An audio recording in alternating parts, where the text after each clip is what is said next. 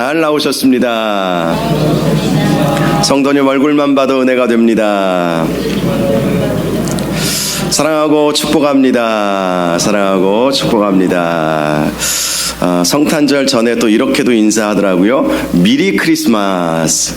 한번 인사해 보시기 바랍니다. 미리 크리스마스. 예. 좀 어색하죠. 예, 메리 크리스마스죠. 오늘 예수님 탄생에 대한 말씀을 성탄절을 앞두고 제가 따로 준비를 했습니다. 성탄에 관한 여러 가지 비유들이 있어요. 그 중에 몇 가지만 소개해 드리도록 하겠습니다. 어떤 아버지가 아들을 외국에 유학을 보냈습니다. 그런데 들려오는 소식이 그 아들이 공부는 안 하고 나쁜 친구들하고 사귀고 마약에 손을 대고 이렇게 좋지 않은 소식을 듣게 되었던 것입니다. 그래서 먼저는 전화로 타이르고 이메일도 보내서 그렇게 하지 말라, 그렇게 경고를 했습니다. 그런데 아들은 말을 듣지 않는 거예요. 계속해서 들리는 소문은 좋지 않은 소문만 들렸던 것이죠. 아버지는 아는 지인, 외국에 있는 아는 지인을 통해서 대신 보내보기도 했습니다. 그런데도 그 아들은 전혀 말을 듣지 않았던 것입니다. 결국 아버지가 비행기를 타고 직접 아들이 있는 곳으로 가서 그 아들을 바로 잡아주었다라는 것이죠. 당연한 이치이겠지만 예수님께서 이 세상에 오신 것이 바로 그와 같다는 것이죠. 예수님께서 이 세상에 오셔야만 했던 이유가 무엇이었겠습니까? 우리가 죄악 가운데 살고 있었기 때문에 하나님께서는 하나님의 아들이신 예수님을 이 세상에 직접 보내셔서 우리의 잘못을 교정하여 주시고 또 예수 그리스도를 알고 믿고 또 예수 그리스도를 통해서 구원을 얻도록 그렇게 해 주신 것입니다. 하나님이신 예수님께서 이 세상에 직접 오신 것, 이것이야말로 성탄인 것입니다. 또 다른 비유가 있습니다. 예수님의 탄생은 마치 별 4개짜리 사성 장군이 군인들의 실상을 파악하기 위해서 이 사성 장군 계급장을 떼고 이등병 계급장을 달고 말단 부대로 들어가는 것과도 같다, 이렇게 설명하는 비유도 있습니다. 실제로 예수님은 하늘 보좌를 버리시고 이 세상에 내려오셨죠. 하늘 보좌는 영원한 권세의 보좌입니다. 영원한 능력의 보좌이십니다. 그런데 그 보좌를 버리시고 낮고 낮은 이 땅에 내려오셔서 사람들과 함께 하셨고 사람들에게 하나님의 말씀을 가르쳐 주셨고 또 사람들을 하나님의 나라에 합당한 삶을 살도록 인도하여 주신 일이 바로 성탄의 의미인 것이죠. 존 오트버크라고 하는 사람이 쓴 이성을 넘어선 사랑이라고 하는 책이 있습니다. 이성을 넘어선 사랑.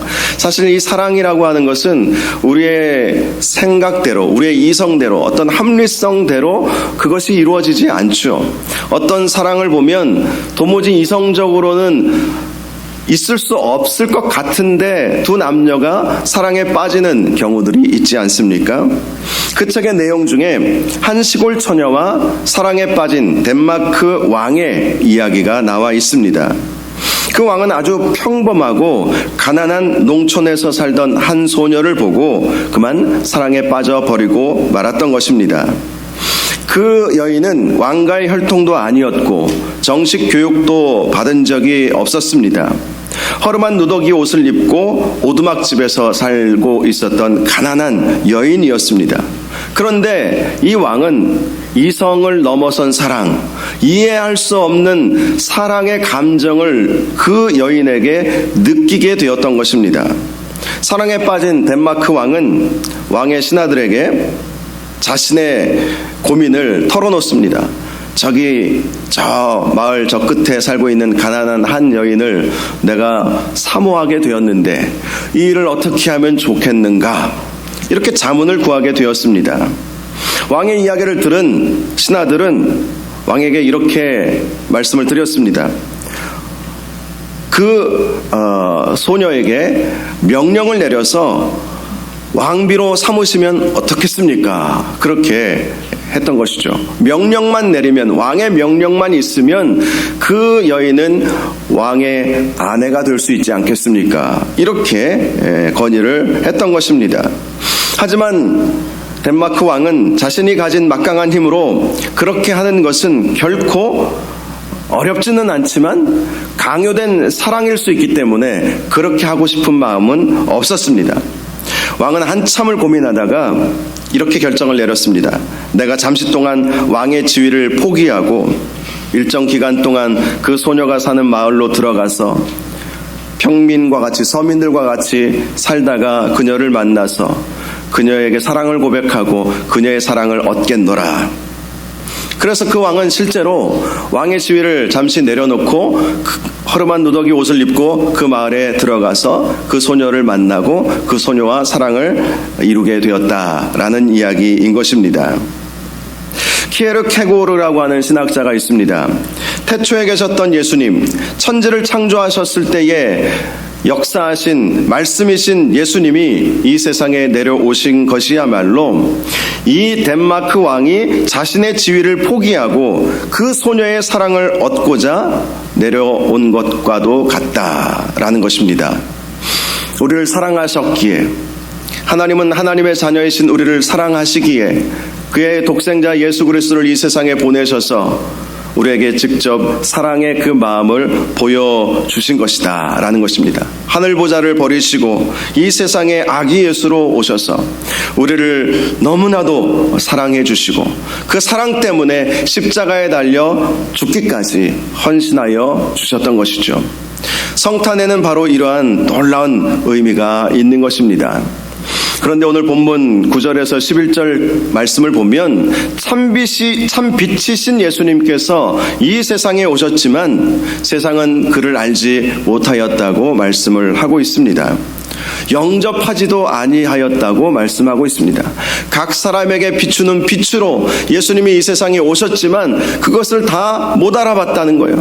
자신에게 빛이 비추어졌지만 그 빛을 사람들은 빛으로 인식하지 못했다는 것입니다. 오히려 많은 사람들이 예수님을 배격했죠. 물론 예수님을 따르던 수많은 사람들이 있었지만 결정적인 순간에 예수님을 십자가에 못 박으라고 외치는 성난 군중으로 바뀌어 버리기도 했습니다. 예수님을 가장 많이 핍박했던 사람들은 대제사장과 서기관들과 바리새인들이었습니다. 이들을 통칭 유대의 종교 지도자들이라고 할 수 있죠. 이 종교 지도자들은 예수님을 특별히 더 배격했습니다.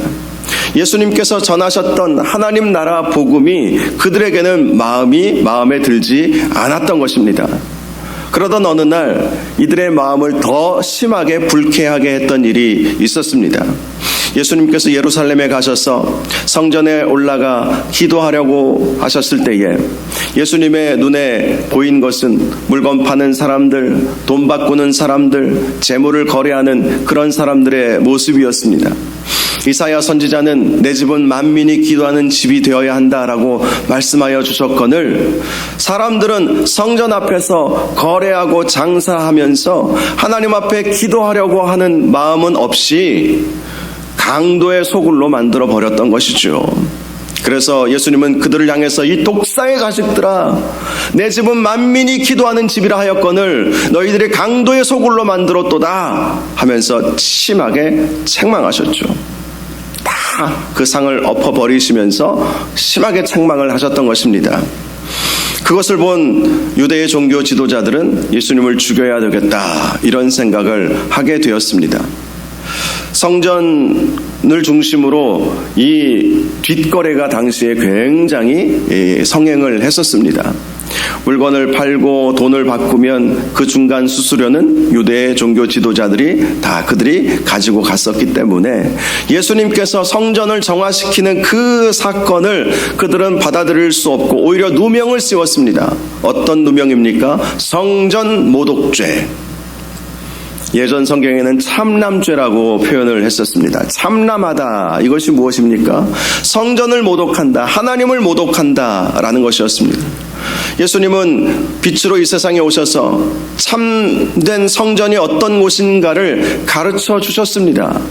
그런데 당시 유대의 종교 지도자들은 빛으로 오신 예수님을 배격하고 영접하지 않았던 것입니다.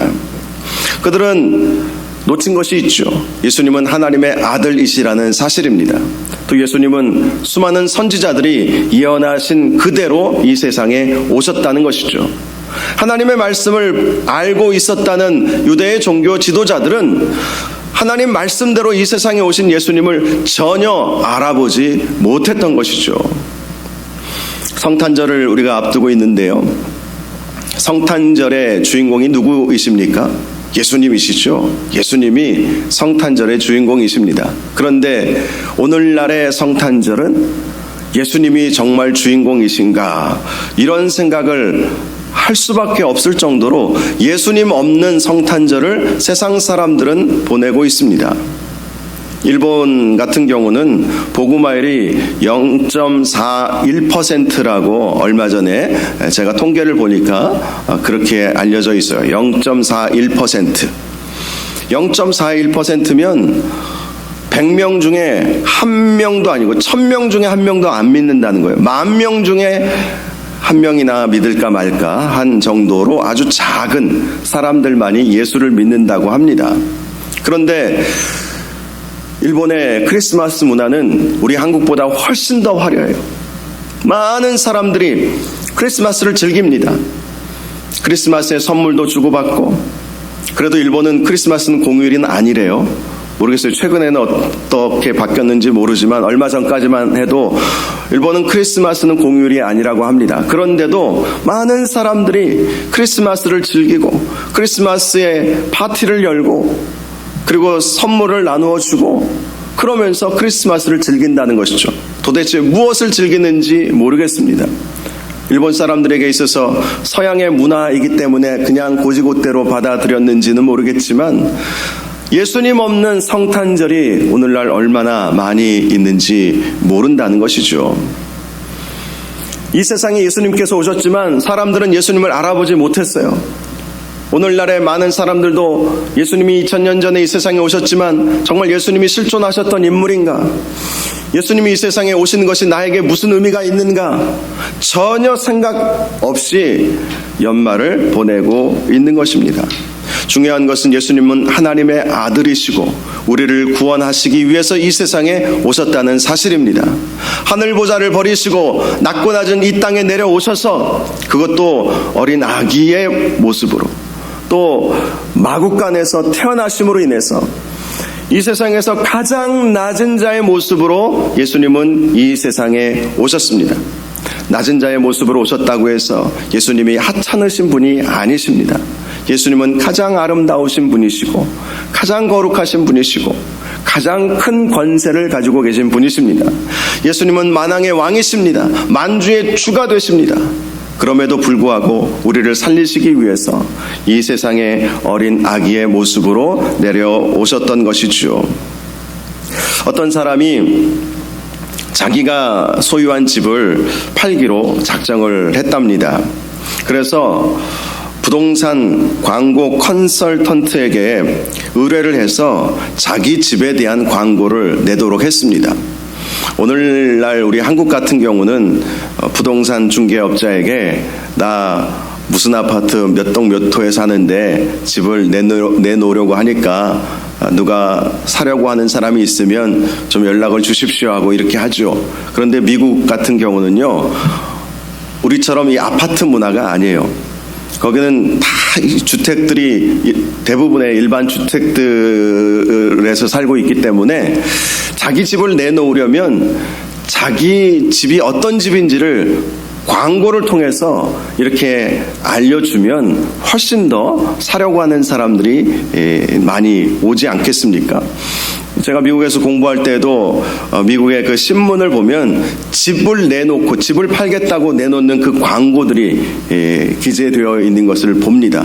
그러면 그 내용을 보면 우리 집의 구조는 어떻고 뭐 화장실이 몇 개나 있고 또 뭐 거실 영접실은 또 어떻게 되어 있고 뭐 사진도 보여주고 그리고 또 뭐 주변의 경관은 어떻고 뭐 이런 것들을 이제 광고를 실게 되는데요. 이 사람이 자기 집을 팔기 위해서 광고업자에게 의뢰를 했던 것이죠. 그래서 그 광고업자는 그 집을 팔려는 그 사람의 집을 들어가서 하나하나 이제 광고에 쓸만한 좋은 것들이 무엇이 있을까 하나하나 이렇게 찾아보게 되었습니다. 어떤 점들이 좋은가, 구조는 어떠한가, 어떤 점들이 사람들이 살기에 참 좋겠는가, 이런 것들을 하나하나 이제 보고 이제 광고를 만들어서 신문에 이렇게 내게 되었던 것이죠. 그런데 집을 팔려던 사람이 그 광고를 보더니 막 이 광고 컨설턴트에게 찾아와서 이 집 안 팔겠다고 그러는 거예요. 깜짝 놀랐죠. 아니 얼마 전까지만 해도 집 팔겠다고 하지 않았습니까?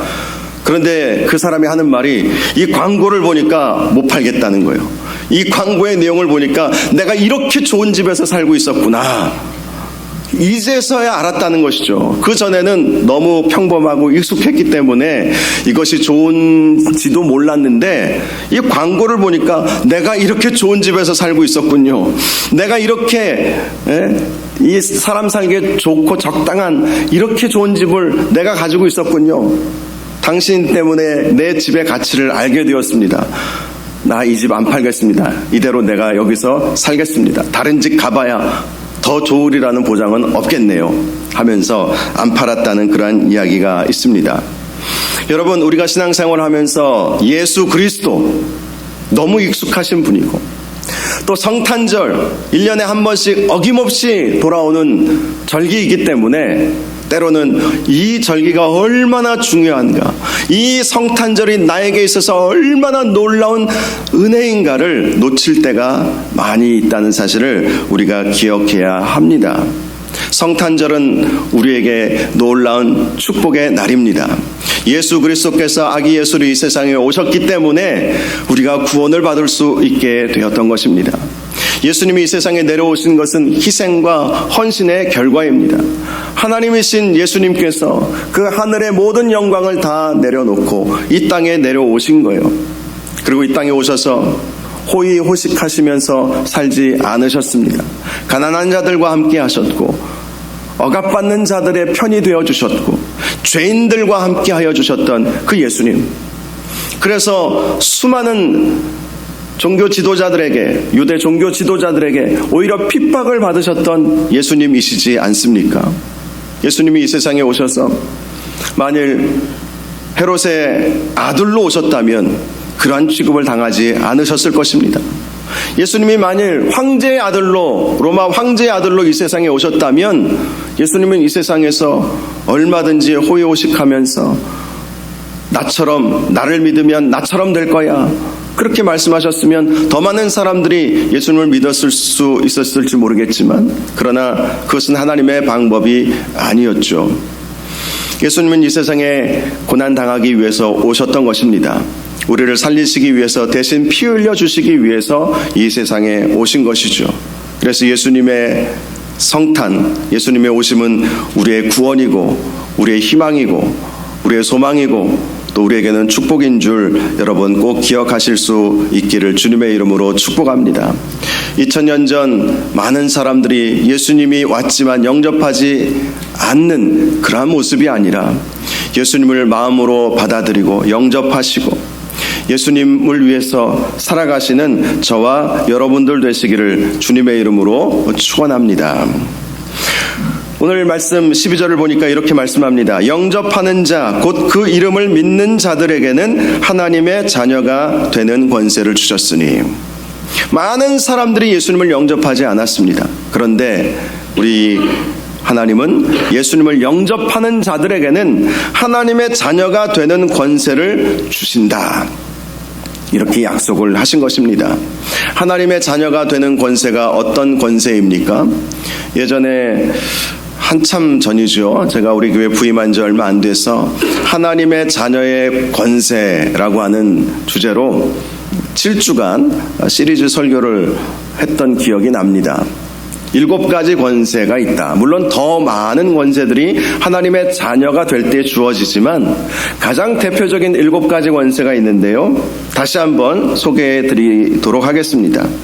첫 번째로 하나님께 언제든지 나아갈 수 있는 권세가 주어진다는 거예요. 영접하는 자, 곧 그 이름을 믿는 자들에게는, 즉 빛으로 오신 예수님을 하나님의 아들로 믿고 나의 구세주로 믿는 자에게는 하나님의 자녀의 권세가 주어지는데, 그 자녀의 권세는 언제든지 하나님께 나아갈 수 있는 권세다라는 것입니다. 실제로 자녀는 자기 부모에게 언제든지 나아갈 수 있죠. 중간에 누구를 거치지 않아도 됩니다. 드라마나 영화에서 자주 보지 않습니까? 아무리 대기업의 회장이어도 나 아빠 만나러 왔다고 아들이 회장실 문 앞에서 문 벌컥 열고 들어가면 비서가 안 됩니다. 선약하셨습니까? 약속하셨습니까? 당신 아버지하고 약속하셨습니까? 약속이 되어 있습니까? 라고 물어보는 비서가 어디 있겠어요? 아들이 아빠 만난다는데, 딸이 아빠 만난다는데 그 중간에서 누구의 허락을 필요로 하겠습니까? 제지할 수 없어요. 대통령이 아버지여도 아들이, 딸이 아빠 만나러 간다고 하는데 경호원이 제지할 수 있겠습니까? 그것은 월권이죠. 자녀는 부모를 언제든지 어느 때든지, 심지어는 밤새도록 엄마 아빠 붙잡고 있어도 엄마 아빠가 시간만 괜찮으면 밤새도록 엄마 아빠하고 함께 있을 권세가 주어지는 거예요. 하나님은 저와 여러분의 아버지이심을 믿습니까?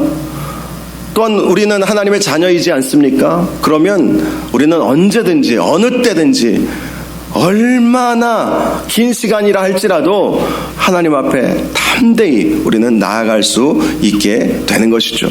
그것이 이 땅에 오신 예수 그리스도를 영접하는 자에게 주어지는 권세라는 것입니다.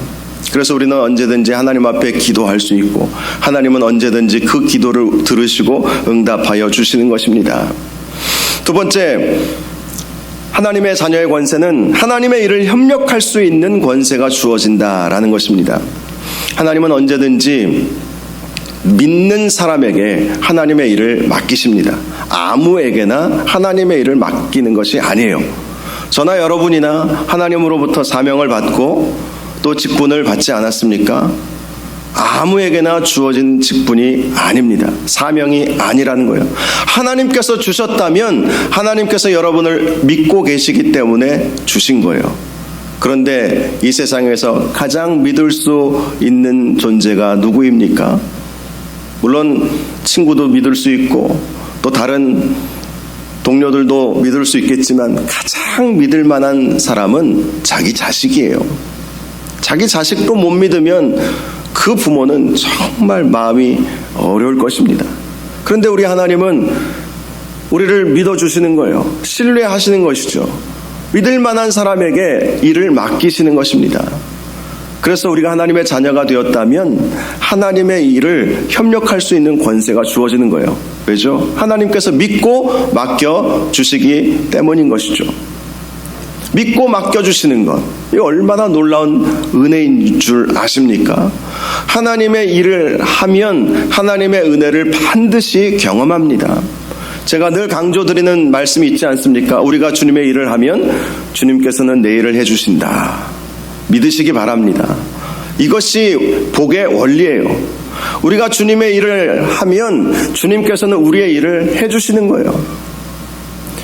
많은 분들이 그러한 간증을 합니다. 주님을 위해서 충성하고 봉사하고 헌신하니까 주님께서 내 일을 해주셨다는 것이죠. 내가 감당할 수 없는 일, 자녀를 양육하고 또 내 사업을 일구어 나가고 내 미래를 개척해 나감에 있어서 아무리 내가 내 스스로 노력해도 할 수 없는 그 일들, 하나님께서 다 하나하나 합력하여 선을 이루어 주시더라.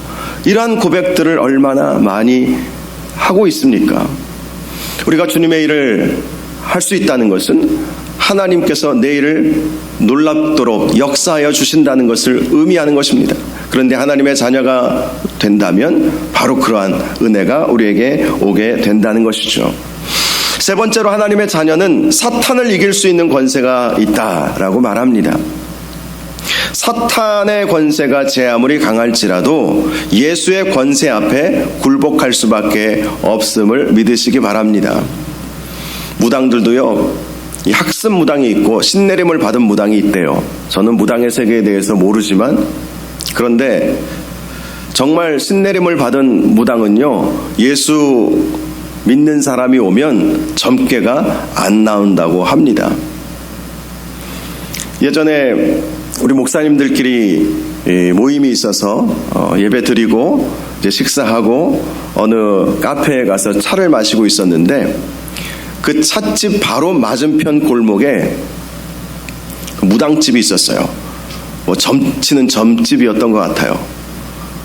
우리 목사님들끼리 하던 얘기가 있습니다. 오늘 저 집 팔이 날리겠다.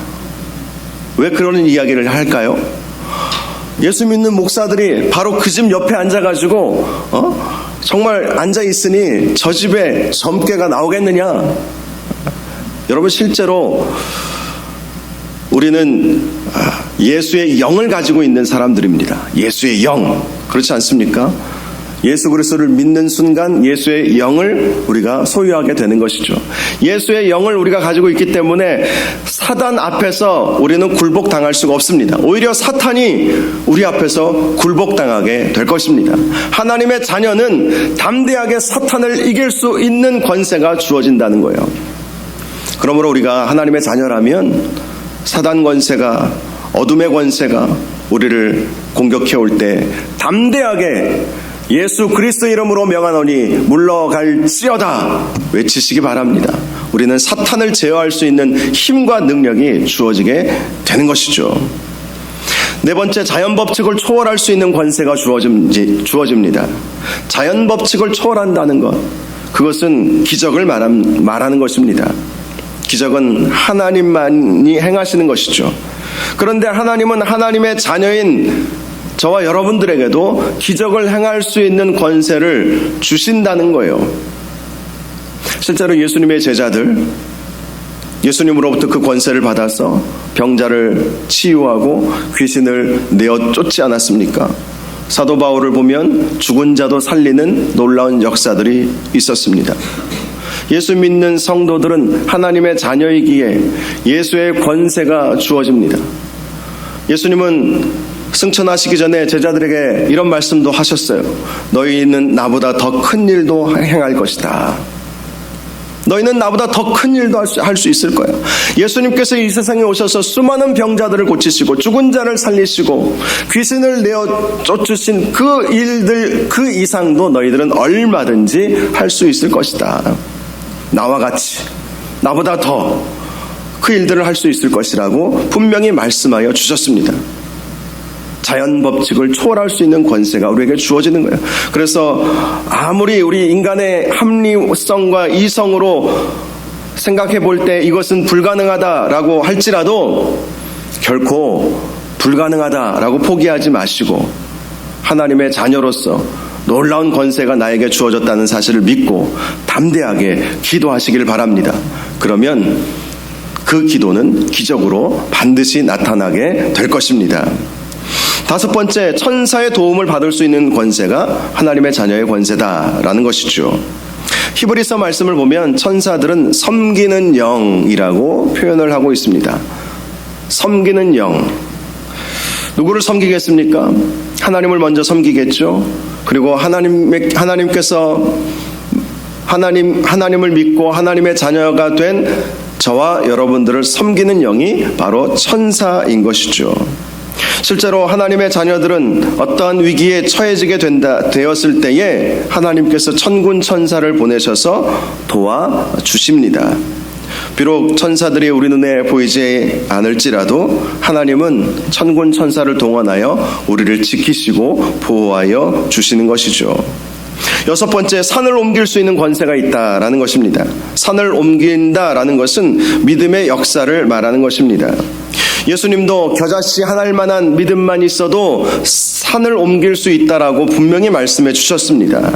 산이라고 하는 것은 우리의 힘으로 해결할 수 없는 어떠한 어려움들을 상징하는 것이죠.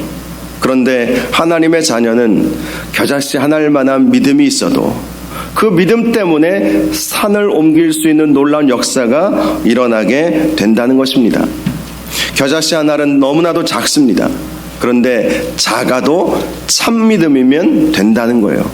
참 믿음의 소유자는 그 믿음으로 인해서 산이라도 옮겨지는 그런 놀라운 역사가 있게 된다는 것입니다. 마지막 7번째, 축복의 권세가 주어지게 된다는 것입니다. 축복한다라는 것은 복을 준다는 것이죠.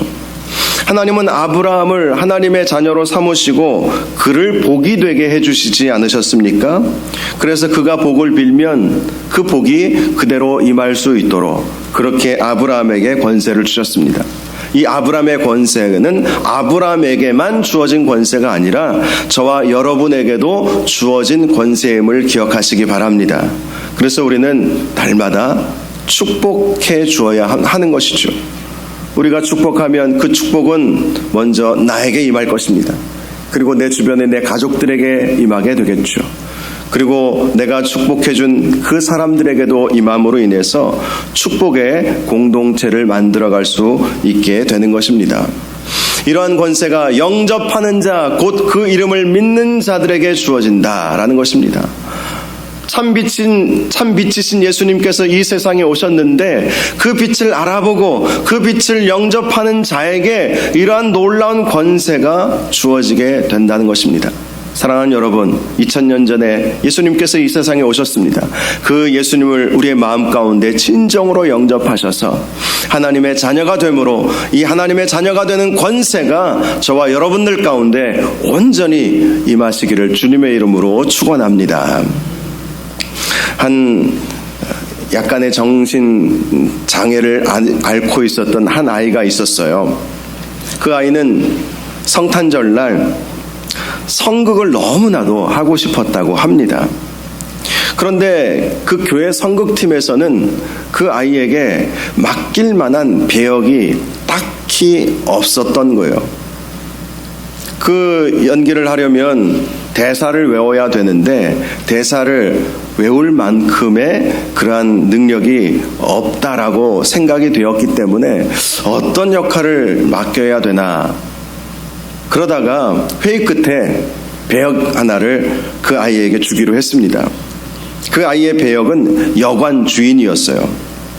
그리고 그 아이의 대사는 단 한마디였습니다.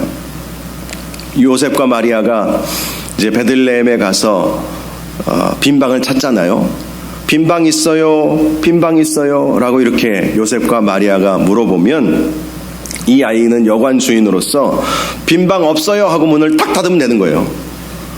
그러면 이 아이는 성극에도 참여하고 그러니까 얼마나 뿌듯하겠습니까? 그래서 그 역할을 맡기면 되겠다 싶어서 이제 그 아이에게 그 역할을 하게 했습니다. 그 아이도 너무 좋았죠. 나도 성극을 할 수 있구나. 나도 뭔가 할 수 있구나. 이런 마음을 갖게 된 거예요. 드디어 막이 열렸습니다. 그리고 연극이 한참 진행이 되었습니다. 그리고 이 아이의 차례가 되었습니다. 마리아와 요셉이 묻습니다. 빈방 있어요? 그러자 그 아이가 말합니다. 빈방 없어요. 너무 훌륭하게 잘 해내었습니다. 그러자 마리아와 요셉이 한 번 더 묻습니다. 정말 빈방 없어요? 이제 이 아이가 빈방 없어요 라고 말하면서 문을 탁 닫으면 정말 성공적으로 그 연극은 끝나는 거예요. 그런데 그 아이가 그만 할 말을 잃어버린 거예요. 빈방 없어요 라고 하고 문을 닫아야 되는데 그러면서 눈물을 글썽입니다. 그리고 이렇게 말합니다. 빈방 있어요. 제 방이 비어 있어요. 제 방으로 들어오세요. 그렇게 말을 해버린 거예요. 결국 성극은 망쳐버리고 말았어요. 그런데 성극은 망쳤지만 그 자리에 앉아 있었던 수많은 성도들, 교인들은 그 아이의 말에 진한 감동을 느꼈습니다. 빈방 있어요. 제 방이 비었어요. 제 방으로 들어오세요. 무엇을 의미하는지 사람들은 다 알게 되었죠. 예수님, 내 방으로 오세요. 내 마음에 오세요. 내가 주님을 영접합니다. 이렇게 성도들은 다 받아들이고 그 자리에서 다 눈물을 흘리게 되었다고 합니다. 여러분, 우리의 마음의 빈방에 예수님을 영접하시기를 바랍니다. 영접하는 자, 곧 그 이름을 믿는 자들에게는 하나님의 자녀가 되는 권세를 주셨습니다. 세상은 크리스마스에서 예수 없는 축제를 벌이고 있지만 우리는 예수님을 다시 한번 생각하고, 예수님이 이 세상에 왜 오셔야만 했는가, 그 예수님으로 인해서 나는 어떠한 구원을 받게 되었는가, 그것을 깊이 다시 한번 생각하는 성탄절을 보내실 수 있기를 주님의 이름으로 축원합니다. 이 시간 우리 함께 찬양하기를 원합니다. 주 사랑이 나를 숨쉬게 해라고 하는 제목의 찬양입니다. 예수님께서 이 세상에 오신 것은 예수님의 그 사랑 때문이죠. 그 예수님의 사랑을 우리가 알게 된다면 그 사랑으로 인해서 우리는 숨을 쉴 수 있게 되는 것이죠. 그 사랑이 나를 숨쉬게 합니다.